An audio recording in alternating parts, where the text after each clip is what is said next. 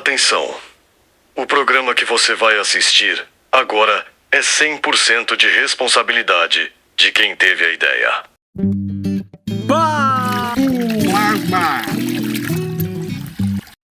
Minha gente, hoje o Papo com Água recebe um convidado mais que especial. Ele tem um combo cultural completo.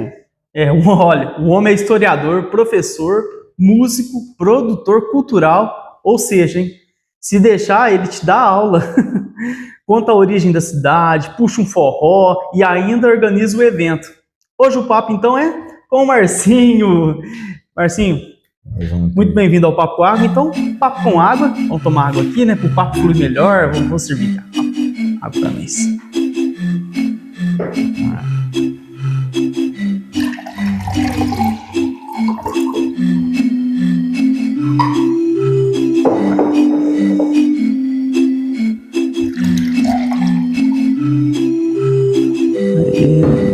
Bem-vindo ao podcast Papo com Água.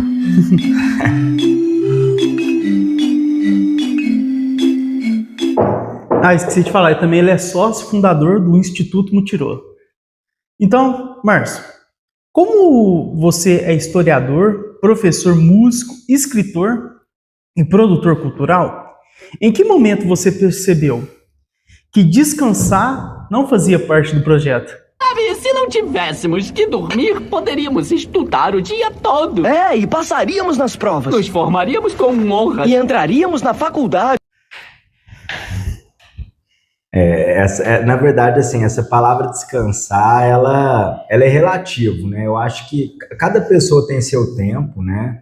Sua dinâmica de vida, né? O respeito ao corpo e tudo. Eu sempre fui muito ligado, né? Assim, no 220. Então, mesmo na hora de sono, né? De madrugada, eu acabo acordando com alguma ideia, né? E tudo mais. Mas esse sempre foi meu perfil. Então, assim, mesmo dentro de toda essa quantidade de coisas que eu faço, eu tento sempre tirar um tempo também para ficar mais tranquilo, contato com a natureza, porque é importante, né? Até para renovar as ideias. Mas eu sempre fui assim, se eu tenho 5 minutos e tem um problema na minha frente, eu posso ficar 5 minutos criticando aquele problema, eu posso usar aqueles 5 minutos para tentar resolver o problema. Eu sou o tipo de pessoa que vou tentar em 5 minutos resolver. Então eu sou muito mais da prática do que da teoria, né? Tá certo. E seu currículo tem tanta coisa. Eu fiquei até na dúvida. Eu te entrevisto ou eu peço um autógrafo aí, um show? Mas depois, né, Marcos? Se pedir um show, a gente faz. Se pedir um evento, a gente organiza também. Autógrafo, essas coisas, assim, eu não ligo muito, não. Tá certo. Com 20 anos de atuação em cultura e educação, você já virou patrimônio histórico de Paz. Ou ainda você está em processo de tombamento, Márcio? Não, eu prefiro acreditar que eu estou em processo ainda de transformação, porque a gente está sempre aprendendo, né? Então, assim, eu costumo dizer que são 43 anos, né, de vida, 43 anos se transformando e realizando coisas, né? E ainda tem muitas outras coisas para ser realizadas, então eu prefiro acreditar que eu sou uma metamorfose ambulante, né? Eu prefiro ser essa metamorfose ambulante. Mais do que um patrimônio histórico tombado, eu prefiro o adjetivo de transformação mesmo, assim, de transformador. Sensacional. E você escolheu a história ou a história falou para você, ó, você é meu? A sua alma é minha. Como que foi? Acho que assim, desde pequeno eu sempre fui muito ligado à história, né? Então, assim, quando criança eu gostava de ouvir as histórias da minha avó, né? Ali, quando a gente se reunia. Depois eu acabei entrando numa fábrica, né? E aí ali eu contava histórias o dia inteiro, né? O pessoal meu apelido era professor antes de ser professor. Eu não era professor, meu apelido era professor. Aham. E aí acabei que fiz, né, a graduação de História, tenho 20 anos de sala de aula, dando aula de História, né? Então acho que é uma coisa assim que é muito interno, né? Tipo, História para mim é quase que assim, ela tá ligada à minha vida não só pela profissão, né, mas pelo que eu gosto e pelo que eu sinto, né? Que da hora. É, agora quero falar um pouquinho sobre o Instituto Mutirô. E não muito detalhe, viu, gente? Se vocês quiserem saber mais sobre o Instituto Mutirô, é só clicar na nossa quarta entrevista, né, que o Márcio cedeu aqui para nós, ele e a grande Betânia também. Aí aconteceu o maior estardalhaço. Márcio, o Instituto Mutirô ele nasceu para fortalecer a cultura e a memória local. Como surgiu essa ideia? Foi plano antigo ou de repente assim virou uma missão de vida? Na verdade, o Instituto Motirô, ele é fruto de uma fusão de sonhos, né? A Betânia, né, que é filósofa formada na UFMG, ela tinha uma trajetória já antes do Motirô, eu com a minha graduação em História lá na UFV. E a gente tinha muito, eu acho que, desses sonhos, né, de projetos, de fazer cultura e tudo. Na verdade, a fundação do Instituto Motirô, ele é uma realização de um sonho físico, porque a gente já desenvolvia projetos, né? Uhum. E aí, cada um, né, com os seus projetos, mas aí a Fundação Motirô foi essa junção, né, de ideias e de sonhos meus e da Betânia. Há 3 anos a gente vem colocando em prática coisas que a gente já fazia há 10 anos atrás e tudo, né? Então, acho que ele é uma realização de um sonho e, assim, com projeção a longo prazo. Então, a gente sempre brinca que é vida longa ao Motirô. A gente visualiza o Motirô daqui 10, 20, 30 anos, né? Promovendo cultura, né, democrática e aberta ao público de Passos e região. E assim, eu estou pensando aqui, você tem tanto projeto, uma grande trajetória, né, projetos na educação, na música, cultura, como a gente falou aqui. Ainda tem algum que você sonha aqui pela nossa cidade? Bom, especificamente para Passos, só no Instituto Motirô nós temos 18 projetos. Então, assim, nos 18 projetos a gente tem os eixos de literatura, de história, de música, né, de cinema. Então, assim, a gente tem muitos projetos ligados à história. Mas é claro que, assim, sempre tem projetos que a gente ainda quer desenvolver, né? Eu recentemente fiz uma música, né, junto com o Thiago. A gente vai falar daqui a pouco aí da música, né? Mas um dos meus sonhos é transformar essa música num documentário, né? A música chama Sou da Cidade de Passos, é uma composição do Thiago e minha, né? A gente fez em parceria, e a minha ideia é transformar isso num documentário, né? A música de pano de fundo e um documentário da música Sou da Cidade de Passos. Então, assim, quanto mais a gente vai pensando, mais vai criando projetos, né? Só que eu gosto de dizer assim, os meus projetos, eu gosto de ver eles na prática. Então, talvez se eu tenho um projeto, com certeza ele vai acontecer, a curto, médio ou longo prazo, mas ele vai sair do papel. E agora o comercial.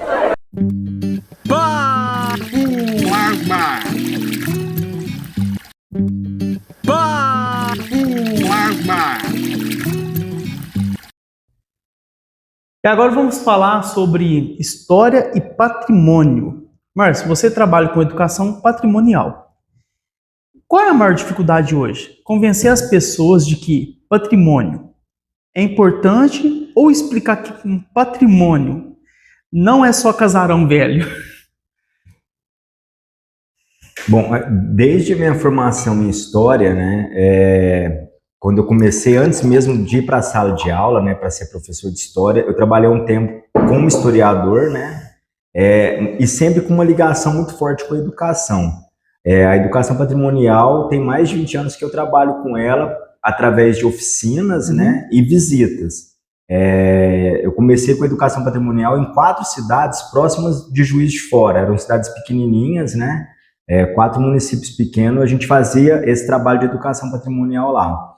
E assim, na verdade, a dificuldade é só de ter a possibilidade de fazer, porque depois que faz, é diferente. Então, a educação patrimonial, ela vem exatamente para ensinar o que é o patrimônio, né, o conceito patrimônio, material e imaterial, mas muito mais do que isso, ela vem para conscientizar, né, e para tornar a pessoa que está ali na palestra, na oficina que seja, um guardião daquele patrimônio. Então, assim, as nossas oficinas, conforme vai desenrolando, as pessoas vão se tornando guardiãs daquele patrimônio, porque elas sentem o pertencimento daquilo, né? Se vê naquilo. E aí deixa de ser um simples casarão histórico, por exemplo, e se torna uma referência da cidade, né? Ou deixa de ser um simples ponto que era teoricamente só chamado ali de patrimônio e passa a fazer parte da história da pessoa. Então a educação patrimonial ela é fundamental para o reconhecimento e valorização do patrimônio. E hoje a gente vai fazer uma visita em alguns patrimônios aqui do município de Paços, como a fonte, o acervo Wagner de Castro e o Palácio da Cultura. Vem com a gente!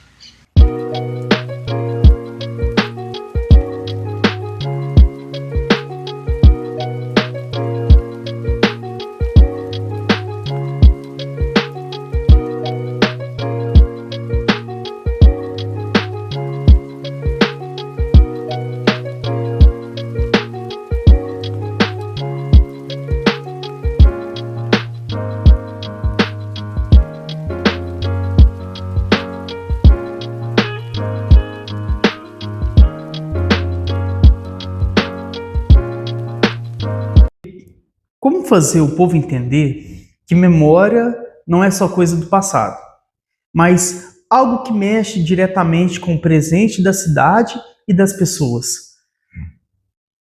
Mais uma vez, é a força do papel da educação. Por isso que eu costumo dizer assim, que não somente, mas a escola é um lugar fundamental para esse tipo de trabalho, né? Seja de memória, de identidade, né? Então, quando a gente fala de educação patrimonial, por exemplo, se a gente faz formação com os professores, a gente acredita que os professores, indo para a sala de aula, cada professor vai ter ali seus 20, 25 alunos, às vezes 30, que é um grande problema, né, da educação, mas os professores, ou quem vai recebendo ali aquele conhecimento da oficina, ele vai passando, né, e trocando saberes no sentido de agentes multiplicadores, né? Então, assim, é um desafio, mas é um desafio que quando ele é lançado e bem executado, ele deixa de ser desafio para ser solução. Então, por exemplo, né, esse trabalho mesmo de reconhecimento, de memória, né, quando a gente trabalha a história local, por exemplo, você vê o encanto, né? Eu vou dar um exemplo da semana passada que eu fiz um tour pelo Palácio da Cultura e contei um pouco da história de Paços. Tinha 30 meninos na roda, tipo assim, não teve tempo para todas as perguntas, porque eles ficaram tão curiosos de saber, de entender um pouco mais, né, a história da própria cidade. Então, assim, a gente acredita muito nesse papel da cultura, né, mas a cultura como formação cidadã, né, uma formação crítica, né, dos cidadãos a partir desse conhecimento, né. E eu estou tendo aqui um grande privilégio, né? Eu estou tendo a honra de fazer diretamente perguntas aqui para o Marcinho, né? Eu estou chamando de Marcinho porque somos íntimos, né? Graças a Deus, ele não foi só apenas um entrevistado, mas sim se tornou aí um grande amigo, cara. Então, para mim é sempre uma honra estar batendo papo aqui com ele aqui. O que se espera de um historiador é a descoberta, que ele a descoberta, né, de aspectos do passado, mas sempre com muita suspeita. Como historiador, Márcio, que pesquisa a história local de Paços, né, a gente vê lá o programa Raízes de Paços, né, também que vocês fazem ali. Qual foi a descoberta mais curiosa ou mais surpreendente que você já fez sobre a cidade?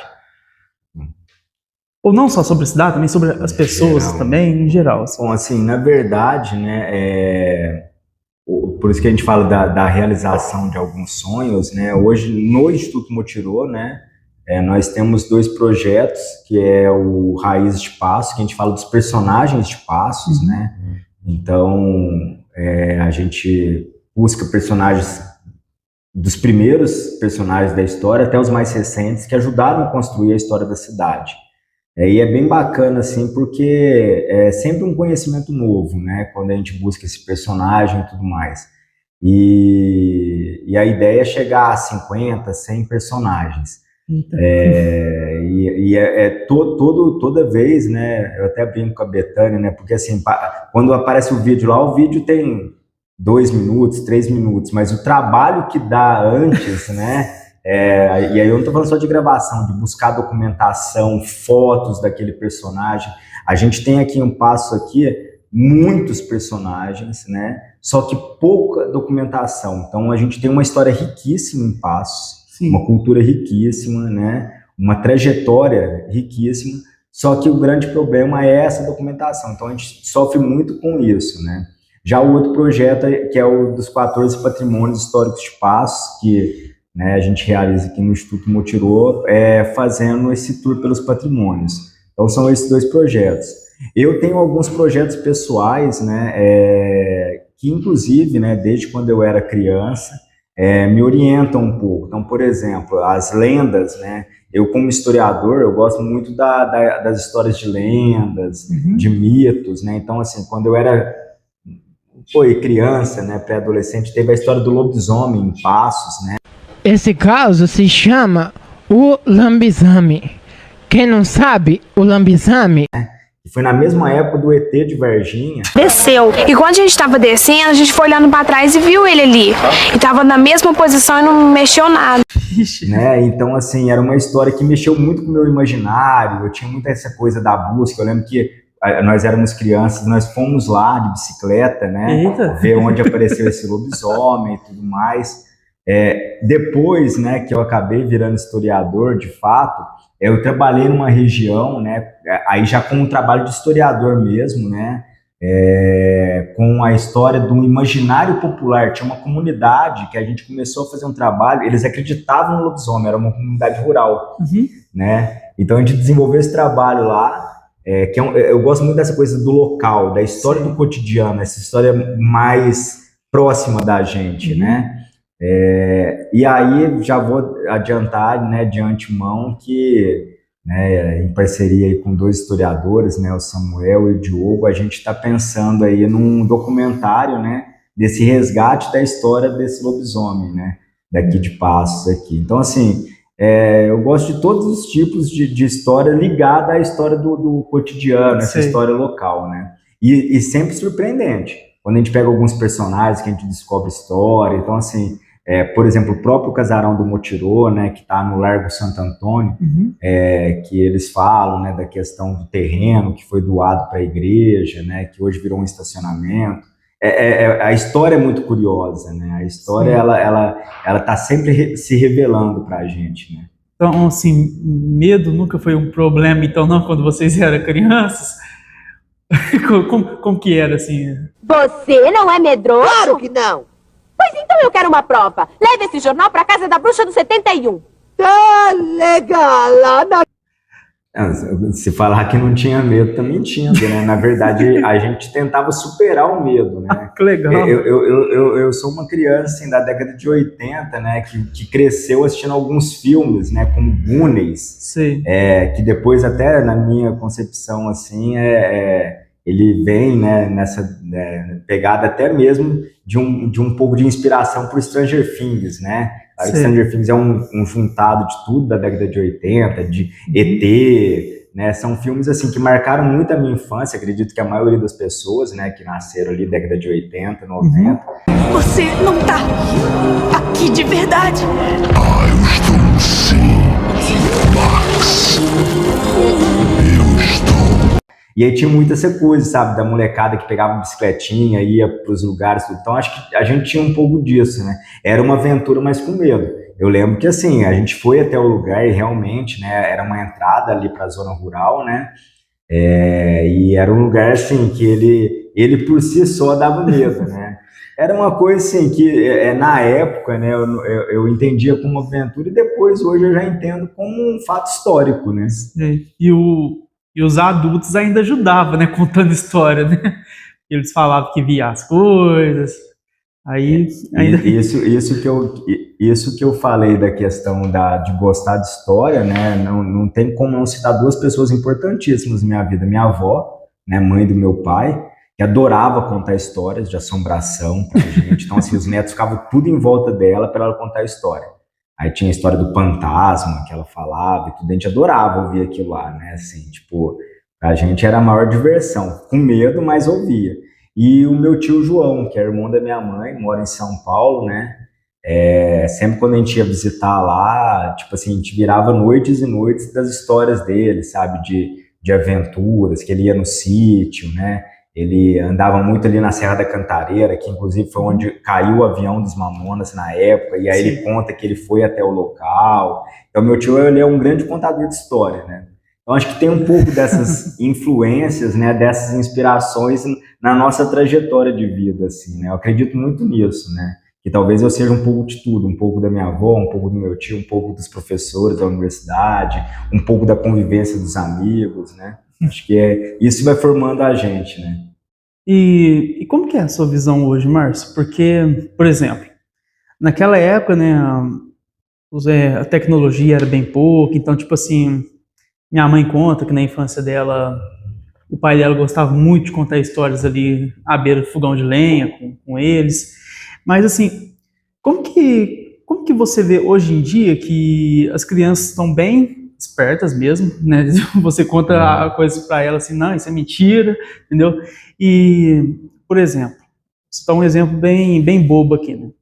Até quando na minha infância tinha aquele negócio de que eles pegavam o tempo da quaresma da igreja e falavam que na quaresma, se você xingasse, você veria mula sem cabeça. Se você fizesse não sei o que, você veria tal assombração. E hoje, né, todo mundo está bem informado que quaresma não é nada disso. O que é que realmente significa a quaresma? A igreja ela tem uma longa pedagogia e convida todos os anos seus filhos a imitarem o Cristo. E é isso, como que você vê essa coisa, hoje em dia, essa descoberta? Qual é a sua visão sobre isso? Bom, eu acho que você falou a palavra-chave, né? Hoje se tem muita informação, né? Muito mais informação do que antes. Da minha época, em relação ao meu pai, já tinha mais informação, hoje então nem se fala. A gente que trabalha, né? Estou há mais de 20 anos em sala de aula, eu acabei vendo essa transformação, né? Das primeiras turmas que eu tinha para hoje, né? É muito diferente. Então, assim, por exemplo, aqui em Passos mesmo, né? Você passava um trabalho para o aluno, né, pesquisar sobre, não sei, vegetações do Brasil. Ele não tinha o Google, né, então ele tinha que ir na Casa da Cultura para pesquisar sobre as vegetações. E ali não podia sair com o livro da Casa da Cultura, então era uma pesquisa feita na Casa da Cultura, servia para isso. E aí você imagina, todas as escolas de Passos iam lá. Então a Casa da Cultura era um lugar vivo, né, hoje é um lugar parado, né, parece que quase sem utilidade, na verdade. Tem uma biblioteca que, né, pouca gente acaba indo lá, e aí a gente viveu um tempo que as pessoas iam buscar informação, né, por exemplo, na Casa da Cultura, e acabava construindo, de certa forma, conhecimento. E aí eu falo assim, até socialização, porque a Casa da Cultura servia como um ponto de encontro, né, entre os estudantes das escolas e tudo mais. Eu vejo que tudo dosado é muito bom. Então, assim, é bom você ter informações hoje rápidas, né? Você vai lá e digita sobre o que é quaresma ou o que são as vegetações do Brasil, por exemplo, e é muito bom você ter isso. Só que eu vejo que há uma necessidade de educar, né, os estudantes, as crianças, como você disse, no sentido de filtrar essas informações. Né? Não é só você ir lá e digitar e pegar, é você tentar outras fontes, né? Por exemplo, tem um caso curioso, né, que tinha um livro que tinha que ser lido na escola e os alunos precisavam ler aquele livro. E aí um aluno foi e digitou no chat GPT sobre o livro, só que o chat GPT não reconheceu o livro, e ele deu uma resposta totalmente errada sobre o livro. Ixi. E o menino não teve nem a capacidade de ir procurar outras informações. Então, assim, eles são muito ágeis para algumas coisas, mas ainda muito dispersos para outras, como no sentido de conferir. São palavras que parecem ser bobas, mas importantes, né? Conferir, filtrar, né? E aí ele lançou o trabalho, né, todo errado, e ainda passou para mais 5 outros estudantes, né? Quando o professor foi ler, não tinha nada a ver com o livro. Então, assim, tem que ter esse cuidado. É importante? Hoje você ter essa informação, né, mais rápida é importante. Hoje, talvez, o papel da educação, eu não falo só da escola, é da família, principalmente, né? É trabalhar esses filtros, né? É como você vai dosar esse tanto de informação que chega, né? Permita-me um momentinho. Eu voltarei em 1 minuto com mais informações.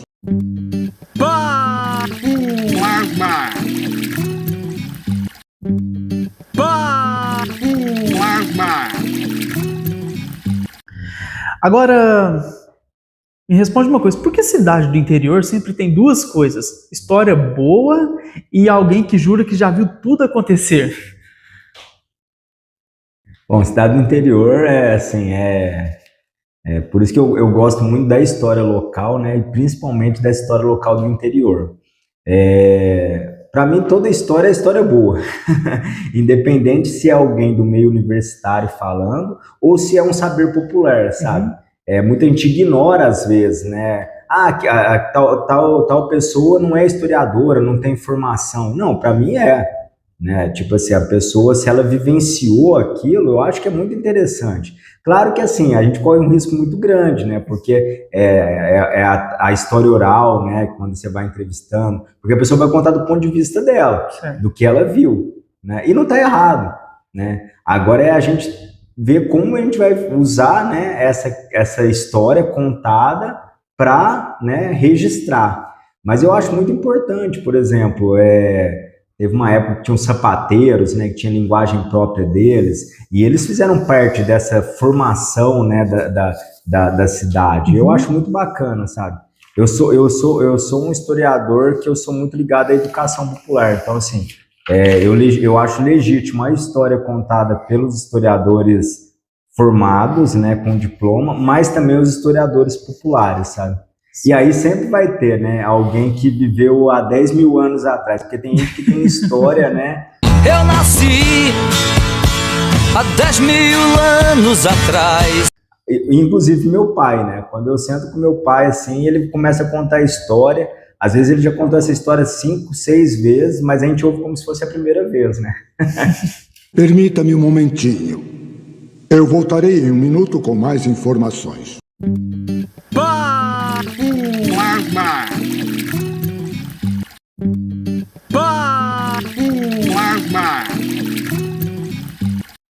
Você usa Marvel, Copa do Mundo, Brasil! Aí está, em cima do pódio! É penta! É penta! videogame. Escuta, vai mesmo ficar dentro de casa o dia todo jogando videogame? E viagens pedagógicas nas aulas. Em que momento você percebeu que, para ensinar história, às vezes é preciso disputar atenção com o Homem-Aranha? Tá bom. Na verdade, sim, são 20 anos de sala de aula, sempre tentando trazer algo, né, inovador para dentro dessa dinâmica mesmo, né? Que é o dar aula, mas mais do que dar aula, né? É como, né, fazer essa questão da transmissão do saber, né? Eu acredito muito nisso, na troca do saber. Então a sala de aula ela acaba se tornando até um palco, né, ali, porque toda aula ela tem que ser uma aula que tem que prender a atenção, né, do estudante, tudo. Então eu costumo dizer que assim, quando você traz elementos, né, do mundo, né, externo ao livro didático, né, você acaba atraindo a atenção dos estudantes, só que, claro, sempre com muito cuidado, né? Eu costumo dizer que, assim, todas as aulas, elas têm que ter um planejamento. Então, nesses meus 20 anos de trajetória de sala de aula, sempre eu monto um roteiro, né, para não fugir do conteúdo. Então, assim, existe um conteúdo, eu tenho que trabalhar sobre a Segunda Guerra, por exemplo, né? Mas aí eu vou trazer um elemento a mais dentro da aula, né? Eu vou dar um exemplo aqui, você falou da questão da Marvel e tudo, né? O Capitão América, ele surge, né? A história em quadrinho, o HQ número 1, né? O gibi número 1, ele surge na Segunda Guerra, né? Em 1941, exatamente do lado dos Estados Unidos, né? Que era um dos lados contra a Alemanha nazista do Hitler. Então, o Capitão América, ele surge principalmente para mostrar essa força norte-americana. Tanto é que a primeira capa, né, da HQ do Capitão América é ele dando porrada nos nazistas, né? Então, assim, eles usaram, né, a história do Capitão América para valorização e para uma questão até de guerra, né? Então você não pode sair daquele contexto, mas você tem que trazer elementos, né? Você falou também de videogame, por exemplo, né? Você vai ter ali jogos que trabalham a questão da invasão da Normandia, né? Que é o chamado dia D da história. Então, quando você começa a trabalhar isso na história, você cita esse jogo, né? Ou você mostra uma parte dele, aí você já consegue a atenção de estudantes que gostam de jogo. Quando você traz HQ, você consegue atenção. Então, assim, a história é sempre uma questão de ensinar, né, o conteúdo, mas de uma forma que eles também se sintam conectados com ela, né? E eu tenho 3 princípios básicos, assim, dentro da educação. O primeiro é a educação popular, né? É o que me norteia, que é a questão da troca de pensamentos. Eu nunca chego numa sala de aula acreditando que o aluno não sabe nada, que ele é uma caixa vazia. Eu sempre chego para tentar entender também um pouco do cotidiano do aluno ali, né? Então, esse é um dos princípios da educação popular. O outro é a questão da interdisciplinaridade, essa palavra tão difícil, né? Que é o diálogo entre as disciplinas, né? Quando a gente consegue fazer conexões entre as disciplinas, né? A aula começa também a se tornar um pouco mais atraente, no sentido de despertar um charme, né, na aula. Então, quando você começa a trazer alguns outros elementos, principalmente quando você convida outros educadores, né, para estar com você, claro que a dinâmica da escola não permite isso tão facilmente, mas é muito legal ver, né, assim, 2, 3 professores ali dando uma aula junto, né, de disciplinas tão diferentes, mas que se aproximam, né. E, por fim, o trabalho de campo.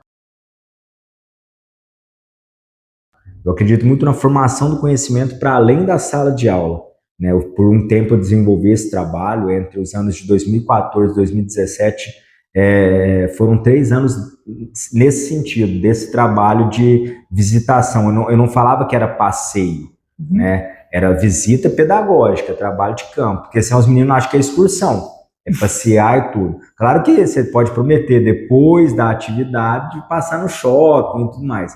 Mas, assim, por 3 anos consecutivos eu fazia viagens para o MASP, Museu Indígena, praças públicas, e são aulas que acabam sendo diferentes, né? Então, é marcante. Tem menino que, assim, você vai dar 10 aulas na sala de aula com ele ali. Uma aula que você saiu, daqui 30 anos ele vai parar e vai te, né, vai te falar, que é o que acontece comigo, assim, às vezes, né? Aluno que chega para mim e fala, nossa, eu lembro quando a gente foi no MASP, lá em São Paulo, saímos de passo de madrugada, chegamos lá e tudo, então, assim, e é um aprendizado único, né? Então, eu acho que tem formas, claro, dentro das dificuldades que é a educação, porque aí seria um outro assunto, né? Ei, Arcade! Alguém tá chamando meu nome. Marcinho, é o seguinte, 20 anos, né, dentro de sala de aula, como que é para vocês estar aí 20 anos? Poxa, rapaz, bagagem. Parece que foi ontem, né? Parece que foi ontem. É muita coisa, né? A transformação, né, da sociedade, A gente é muito perceptível até na dinâmica da sala de aula. Então, assim, com certeza, há 20 anos atrás eu tinha um jeito de dar aula, hoje eu tenho outro. Claro que alguns princípios não mudam, né? Mas até a própria questão do uso da inteligência artificial, então muda a forma de buscar informação, né? Sim. As coisas vão mudando. Muitas curiosidades, né? Tipo, a sala de aula, ela tem a magia única. Eu costumo dizer que assim, eu sempre preparo minha aula antes, eu tenho um roteiro, quantos minutos eu vou fazer e tudo mais. Para mim isso é princípio básico. Mas nunca é do jeito que eu penso, assim, totalmente. Sempre vai ter uma coisa ou outra, né? Uma pergunta que vai te levar para outro caminho, que depois você tem que voltar de novo para fechar aquele conteúdo, né? Então, assim, são relatos, né? Experiências. E aí acho que entra muito na questão do livro, né? Esse livro que, inclusive, é um presente para você. Eita! Esse livro aí, André, ele chama-se Sobre Amor, Coragem e Esperança. Tá aqui, ó. Aí, ó. Sobre amor, coragem e esperança, histórias de professoras e professores. Esse livro, eu sou coautor dele,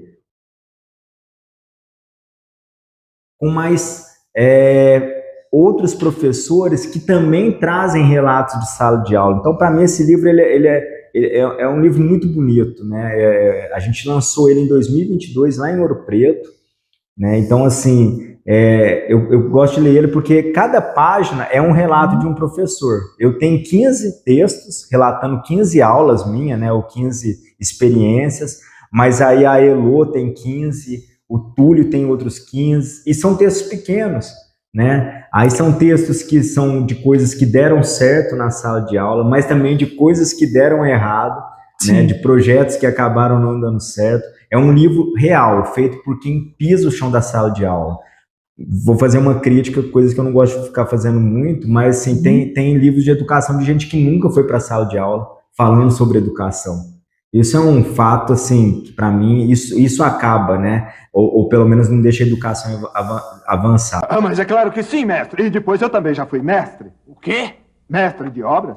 Esse livro não. Esse livro é de pessoas que vivenciam o dia a dia da sala de aula.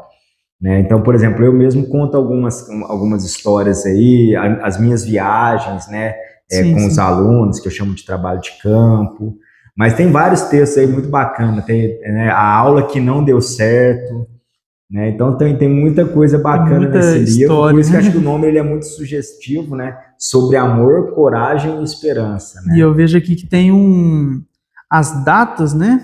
Sim. E em cada capítulo tem a data que foi escrita. Exato. Entendeu? Só para fazer um recorte, assim, a questão do livro, ele nasce de um grupo chamado Professores Transformadores, né? E eu fiz parte do Professores Transformadores em 2019 e 2020. E a gente escrevia textos para postar, né, no Facebook, no Instagram. E aí acabou se tornando o livro, que na verdade já é a 3ª edição. Eu faço parte da 3ª edição. Tem 2 edições antes também com história de outras professoras, de outros professores. Então fica a dica aí para procurar e entender um pouquinho mais, né, da dinâmica da sala de aula com quem realmente vive, né, a sala de aula. Sim, sim. Igual estou vendo aqui, né, que nem falou, né, professores transformadores trazem textos originalmente publicados em nosso site entre 2018 e 2021, entendeu? Posso dar os nomes aqui? Pode. Aqui, gente. Com a autoria de Elodia Ronce. Isso. Lemberworg. É difícil. Okay, Elô, a gente chama de Elô, grande Elô. Que inclusive é a idealizadora do Professores Transformadores desde 2015, né? Ela é quem fundou mesmo a ideia. Né? Ela é de fora? Ela tá agora em Ouro Preto. Inclusive o lançamento foi lá. Não, faz de outro país? Não, é daqui mesmo. É que a gente tá acostumado com João, com Márcio, Maria, né? Nome chique. Ó, também, ó, Fernanda Saldanha, Maísa de Freitas, Márcio Francisco de Carvalho, nunca ouvi falar, viu? Esse é o próprio. Tô com ele aqui, ó. O autor, gente, também, ó. Túlio Romualdo Túlio Romualdo Magalhães. Que juntamente com Elô encabeçaram a produção, né? A questão da diagramação, dos textos e tudo, assim. Rapaz, hein? É bem bacana. Show. Tem também não tem todos os nomes aí, tem, né? Acho que aqui a Maria Alzira, né?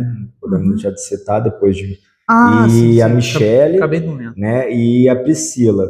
Exatamente. E aí, cada um de um lugar, né? Por exemplo, a Priscila de Tocantins, a Fernanda lá do Rio Grande do Sul. Então, além de ser professores diferentes, são lugares diferentes. Isso que é o mais incrível. Então, tem duas coisas que eu já vou dar um spoiler do livro, né? Tem professores do ensino fundamental, tem professores do ensino universitário. Então, já tem a diferença da questão das idades, né? Dos segmentos e também de estados diferentes. Então, é um livro incrível, assim, fica a dica aí, né? Tá certo. Muito obrigado mesmo pelo presente, viu, Márcio? Vou ler tudo. Depois te dou feedback, com certeza.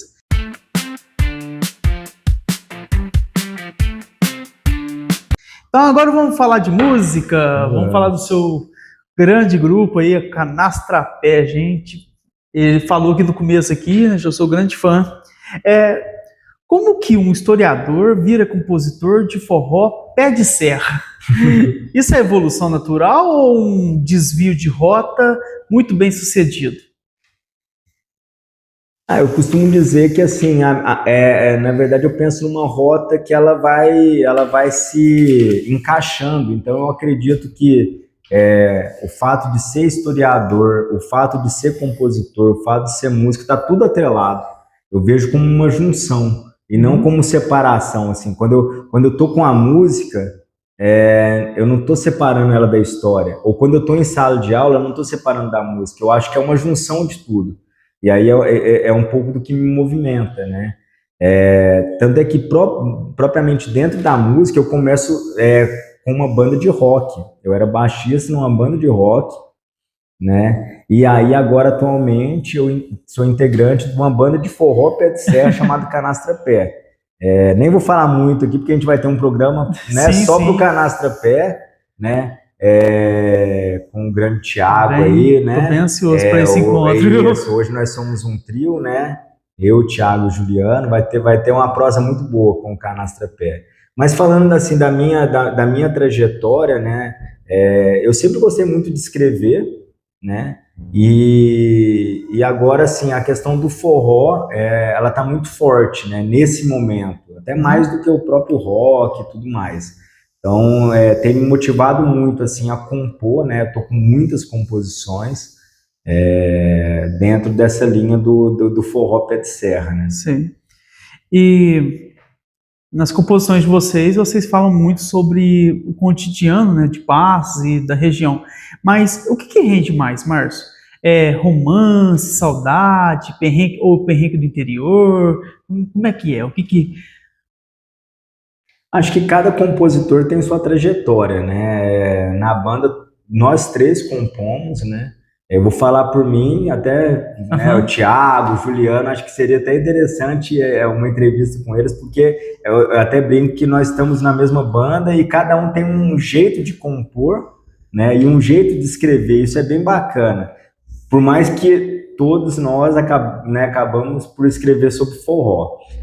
As minhas, né, escritas, elas falam, tem uma pegada de vida do interior, mas eu tento trazer um pouco também da memória, da identidade, né, dessa conexão Nordeste-Minas, né. Tem uma coisa que eu gosto muito, é a questão de Minas. Eu sou paulista de nascença, vim para Minas com 4 anos, mas sim, eu sou mineiro de coração, então tem muito dessa coisa das serras.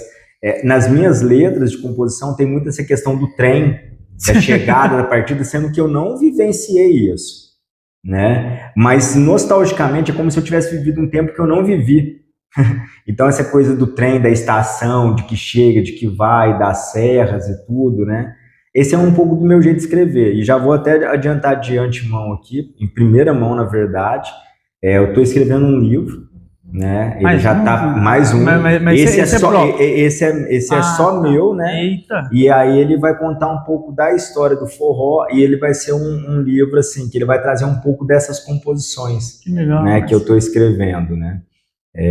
Então acho que tem muito disso assim, quando a gente compõe, né? A gente compõe sentimentos nossos e acho que de trajetórias de vida, né? Por isso que cada compositor tem seu jeito, né?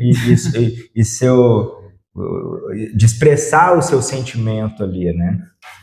Teofilópolis, o Vale da Gurita, tá cheio de mulher bonita. São João Batista. E assim, para uma pesquisa histórica, o que funciona melhor? Um silêncio de biblioteca ou uma sanfona no talo? Depende do momento, as duas coisas. Para mim, inspiração, ela vem, né, de todos os jeitos. Se eu tiver, às vezes eu gosto de estar num lugar em silêncio, eu preciso, às vezes, tá? Porque eu sou muito acelerado, então, assim, eu gosto de, às vezes, ir pro sítio, né, ficar lá mais calmo, desligar de internet e tudo, ficar no silêncio para conseguir produzir. E, às vezes, eu coloco som no último também, quando eu estou produzindo, né? Muitas escritas minhas tem todo um cenário de música tocando e de, né? Então assim, acho que vai muito do momento, mas eu acho que tanto uma coisa quanto outra, né? Para mim são inspiradoras assim. E se você tivesse que resumir a cidade de Passos em um ritmo musical, qual seria? Forró, moda de viola, rock and roll, uma MPB? Boneca cobiçada das noites de sereno. E aí eu vou puxar a sardinha pro meu lado, porque assim, eu definiria como um ritmo de forró, porque inclusive, né, nessa mesma toada, nós compusemos, eu e o Thiago, uma música chamada Sou da Cidade de Passos. Ela tá até no Spotify, né? Depois podem procurar aí, Sou da Cidade de Passos. Sou da cidade de Passos, eu sou das Minas Gerais. Isso, no YouTube também, tá lá a gravação. Inclusive, há uma ideia da gente transformar ela num documentário, né? Eu tenho conversado muito com o Thiago sobre isso. E é uma música interessante, que o Thiago, ele compôs o refrão dela. Uhum. E a gente sempre troca figurinhas. O Thiago mostra as composições dele para mim, eu mostro as minhas para ele, né? E a gente sempre faz esse movimento. Ele tem um jeito de escrever, eu tenho outro, mas é legal porque assim, a gente está em tanta sintonia que a gente consegue entender o que cada um está sentindo, né? E aí ele chegou com esse refrão para mim e falou assim: eu fiz um refrão, né? Só que eu não estou conseguindo aqui completar o resto da música. E aí eu pedi para ele, falei, canta aí, né? Porque uma coisa é a gente ler, né? Outra canta para ver o ritmo. Aí ele cantou, né? Que é o refrão: sou da cidade de Passos, eu sou das Minas Gerais, sou dessa terra querida e canto amor e paz, né? Então ela tem essa levadinha. Eu falei, tá bom então. Aí passou uns 3, 4 dias, aí eu pincelei, né, a introdução da música e tal, e aí a gente marcou de se encontrar. Aí, né, falei, puxa o refrão, agora puxa esse resto aqui, encaixado ali no ritmo, e aí pronto, construímos a música, né? Até fomos já aprovados num projeto, né, da Aldir Blanc com essa música, mas a gente quer avançar ainda mais com ela, né? Então, Sou da Cidade de Passos, assim, é uma música que a gente ainda quer levar ela, até como eu até brinco com o Thiago, né? Quase que um hino cultural da cidade, sim. Né? A gente tem que pensar longe, né? Mas é uma música que ficou muito bonita mesmo. A gente traz um pouco da questão das características da cidade, então a gente fala assim da questão do futebol, porque a gente remete ao esportivo, que fez parte da nossa infância, né? Nós que viemos ali na década de 80, 90, a gente viu o esportivo jogar contra Flamengo, contra Corinthians. Quando você conta isso na sala de aula pros meninos, bater de frente. Que precisava desse gol, com toda a sua rebeldia, com tudo mais, realmente Helder Passos. Olha o Marcos Roberto parte pra cima de fronteira. E tá certo o Marcos Roberto, porque realmente o Fronteira novamente entrou pra arrebentar. Ganhar, né, e tudo mais. Então, assim, a gente fala um pouco disso, do futebol, né? das tradições, né, que Passos tem. Então, uma música que ela é uma música que, para além da música, a gente conta muita história, né? E eu acredito aí, o Thiago tem gostado muito da ideia de fazer esse documentário e eu boto muita fé nisso também, sabe? Permita-me um momentinho. Eu voltarei em um minuto com mais informações. Plasma! Plasma! Ping pong, ping pong, ping pong. História ou música? Nossa, história ou música? Empate. Porque para mim história é música, a música da história, então é empate, não tem como. Sala de aula ou palco? A sala de aula é um palco, porque a gente se apresenta ali, né? E o palco, no sentido da música, né? Também é uma apresentação. Então, eu vejo tanto a sala de aula quanto o show, né? No caso, como um palco. Deu para entender? Tipo, então, acho que, na verdade, é um empate também. Porque quando a gente está se apresentando para alguém, a gente tem que se doar ao máximo ali, né? Para aquilo chegar na pessoa, seja através da música ou seja através de uma aula de história. Então, para mim, assim, a vida, na verdade, é um palco, né? A gente está sempre se apresentando, né? Certinho.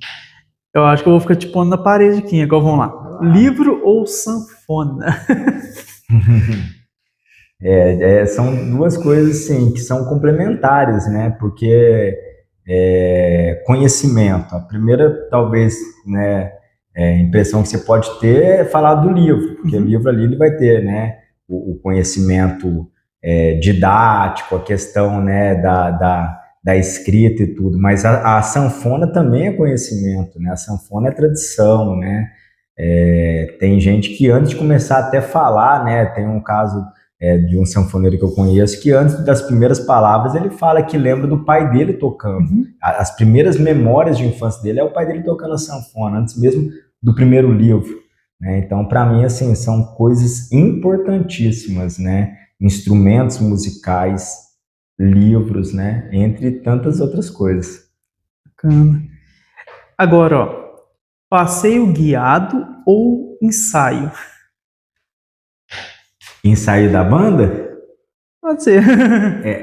Eu sou do tipo que eu não gosto tanto do ensaio, no sentido de ter que projetar que tá num palco, porque não é tão vivo quanto tá num show. Entendeu? Tipo, você vai fazer uma apresentação e você fica falando no espelho antes, né? Treinando e tal. Mas é importante, eu vejo a importância. Eu vejo que muita gente hoje se perde por não preparar, né? E o pré, ele é muito importante. Por exemplo, aí tem a pergunta da visita, não é? Da visita de campo. Quando eu faço viagem com os alunos, eu tenho o pré-visita, a visita em si e o pós-visita.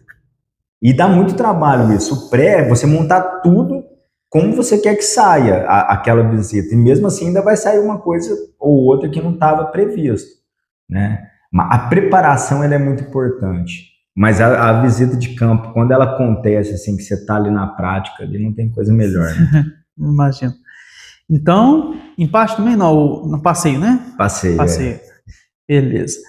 Aluno curioso ou plateia animada? Acho que essa pergunta é difícil, hein, Marcos? Eu acho que, assim, se tem curiosidade, tem ânimo, né? Eu já dei muitas palestras, assim, que envolvem as duas coisas, na verdade. O pessoal está super animado, né? Mas porque está despertando curiosidade. E eu adoro curiosidade, eu adoro perguntas, assim. Eu gosto de preparar uma aula, ou uma palestra, ou uma oficina, mas eu gosto das perguntas, porque as perguntas, elas não estão no roteiro. Sim. E aí elas te fazem algumas reflexões, né? Então eu adoro quando tem uma plateia participativa e quando tem curiosidade. O que eu não gosto, né, é de estar numa plateia que não está com interesse. Ainda bem que eu não tive tantas experiências assim, nesses 20 e poucos anos aí, né? Foram poucas experiências de pessoas que estavam ali, mas com outro pensamento, sabe? E isso pra mim, assim, eu não gosto, né? Tá certo. Professor Girafales, me permite fazer uma observação? Sim. Patrimônio esquecido ou hit do forró? Vai dar tudo empate, porque todas essas perguntas aí são importantes até agora. Não tem nenhuma que assim, eu deixo de lado, né? Na verdade, os patrimônios, né? Eu sempre gosto de dizer assim, você tem lá os patrimônios, né, históricos, né, que são já, né, registrados e tudo mais, mas eu sempre fico olhando para um ou para outro falando assim, isso daqui deveria ser patrimônio histórico, ou pelo menos ter o reconhecimento, que já é um grande passo, a valorização, né, para mim reconhecimento e valorização são muito importantes, e o hit de forró, assim, né, por exemplo, tem como você não ouvir um Luiz Gonzaga, né, e não arrepiar, né, então, clássico. Empate também, patrimônio e forró. O forró é um patrimônio, né? Exatamente. Então, por isso que eu falo que são complementares, né?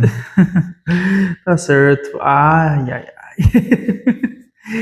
Marvel ou Revolução Francesa?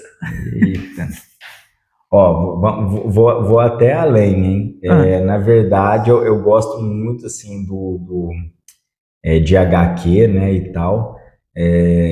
Mas tem episódios, né, históricos assim que são marcantes. A Revolução Francesa para mim, né, não é que a gente gosta de uma aula mais do que a outra, mas a Revolução Francesa é a que dá sempre, né, mais. Eu já cheguei a dar aula em escola de Revolução Francesa, que depois os meninos criaram um teatro sobre a Revolução Francesa, interpretando, né, Maria Antonieta, o rei Luís XVI e tudo. Então assim, dá muito pano pra manga. Mas, na verdade, entre Marvel e DC, eu prefiro a DC. Certo. Né? As histórias, por exemplo, principalmente dos vilões ali do Batman, né? Aquela história do Coringa, do Pinguim e tudo mais. Eu gosto muito da questão, assim, da sociedade que é retratada, né? Sim. Mas, para mim, assim, é fantástico, porque eu consigo ver uma relação muito forte da Marvel, da DC, com a história. Principalmente essa história ali da Segunda Guerra, da Guerra Fria, né? Então a gente vê vários personagens que surgem, né? O próprio Pantera Negra, né? Ele surge no contexto dos Panteras Negras, que era uma resistência negra, né? Na década de 60, ali em plena Guerra Fria, né? Então eu gosto muito, assim, de todas essas relações, né? Ele vive. Café ou coragem? Se eu não tiver café, não tem coragem. Tipo assim, para mim café é dose de café o dia inteiro, né? Acho que é uma das coisas que eu até tenho que me policiar um pouco, assim, mas eu chego até a ficar com dor de cabeça, né? Se eu não tomar café. Então, eu tomei um café de manhã, 5 horas da manhã, a gente tá pronto. Aí vem coragem, vem fé, vem esperança, vem tudo, né? Mas com uma boa dosinha de café. Tá certo. Café ou água? Café, né? É por isso que eu tô falando que tem que policiar, né? Entre um copo de água e né? Fazer um podcast, papo com café. Vamos cancelar a entrevista aqui agora. Para nisso, tomar água, é importante. Eu achei que ele puxou o saco pra mim aqui, olha pra você ver. Não tava nem no contexto aqui, em homenagem ao programa, né?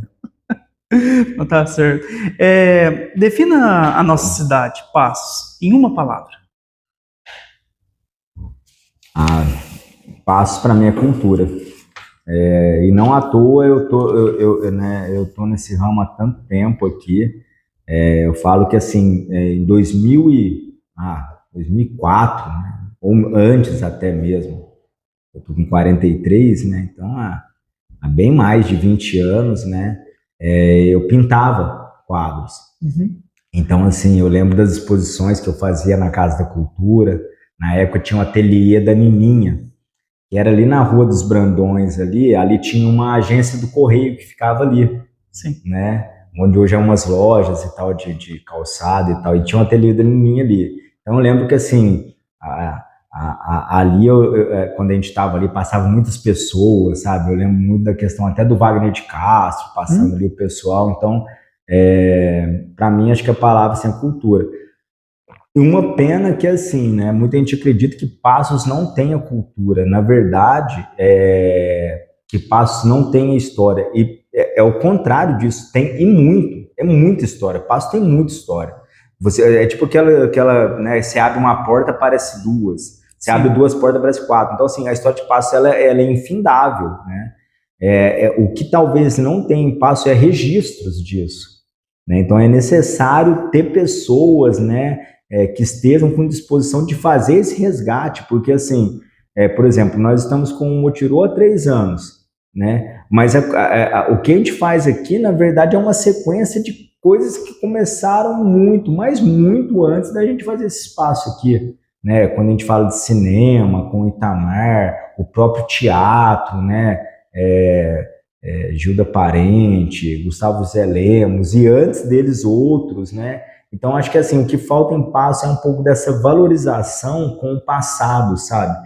Desse olhar para o passado, principalmente quando a gente trabalha com os jovens hoje, né? Que acham que Passo não tem nada e que nunca teve nada, né? A gente tenta reforçar, a primeira coisa é isso. Nós estamos em 2026, né? Mas a gente tem uma história muito bonita para trás. Passo tem muito artista, muita gente envolvida com o setor cultural, né? E é uma pena quando a gente ouve falar assim que não tem cultura, né? Tem muito, tem, né, os pontos de cultura de Passos, tem muita coisa acontecendo aqui, mas muita coisa já aconteceu também. Então acho que o que eu definiria Passo como cultura é até para esse alerta do resgate do que já passou, para a gente não perder, né, mais do que já perdeu de história, né? Então mais ou menos seria isso, né?